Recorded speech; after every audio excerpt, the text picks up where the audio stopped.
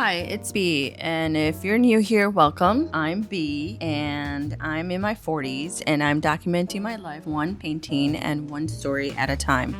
During the day, I work a full-time 9 to 5. It's demanding, it's meaningful, and surprisingly, it asks me to be creative almost every single day. Then I get home and I paint. Painting has become the way I reconnect with myself. It's the balance I didn't know I needed, but I do. This week was one of those weeks where work completely took over. I barely had time to touch my own paintings because every ounce of creativity I had was going into something else. I was building an art gallery, not for me, for our residents. Yay! Over the past several months, I invited residents to share artwork they had created throughout their lives. I honestly didn't know what to expect. Then the artwork started arriving. Oh my goodness, can I tell you? Watercolors, oil paintings, printmaking, needlework, tapestries, quilting, pieces during like the 1960s all the way through 2025. Some were made professionally, some were hobbies, some represented a chapter of someone's life that they would never forget. Every piece had a story, and that became my favorite part. Listening, hearing why they created it, where they were in life, who inspired them, why they kept all these years and not shared it, or if they did share it. And as I installed every piece, I kept thinking, this is exactly why I paint people, because every person has a story. Sometimes we only see the finished paintings, sometimes we never hear the story behind it, but that's the part that interests me the most, the story. Maybe that's why I started this YouTube channel. Yes, I paint, but I think what I'm really trying to do is preserve stories. Mine, theirs, maybe yours someday. None of us are going to live forever. And I don't know, but maybe we can leave behind something that says, I was here. I created, I loved, I mattered. After finishing the gallery, I finally had a chance to spend some time with my family. We visited the Obama Presidential Center. I really didn't know what to expect. Part of me didn't want to build it up and think too much of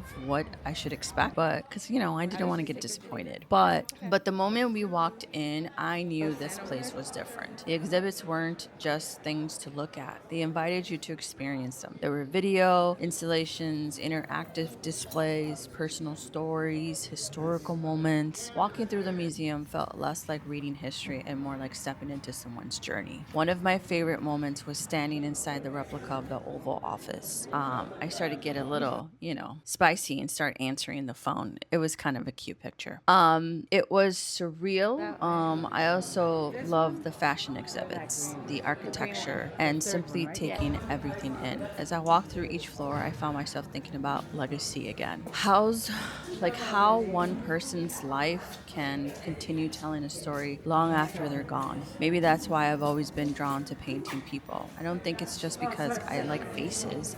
It's because every portrait becomes a reminder that someone existed, that they laughed, they worked, they loved, they struggled, they dreamed. Sometimes I wonder why certain people enter our lives. Was it a coincidence, or were we supposed to meet them? I think about every person I painted, every conversation we've had, and we shared with each other, every single lesson they unknowingly taught me. Those moments became part of my life, my story too. Lately, I've also been thinking about these videos, and I'll be honest, some days I wonder if anyone will ever watch them. Learning to film, edit, and tell stories has been one of the most hardest creative things I've ever done. Painting feels natural, video doesn't. At least not yet. But I keep showing up because I believe stories matter. These videos have become more than documenting paintings. They're documenting my life. The doubts, the victories, the process, the good, the ugly, the in-between, the ordinary moments that somebody won't feel ordinary anymore. If nothing else matters, these videos become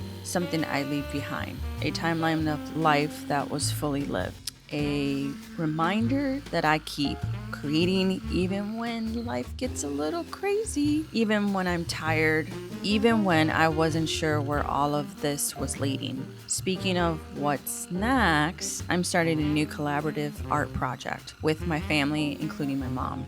Everyone will bring their own artistic style and creativity to the pieces. So I'm genuinely excited about it. What's different this time is that I don't feel overwhelmed.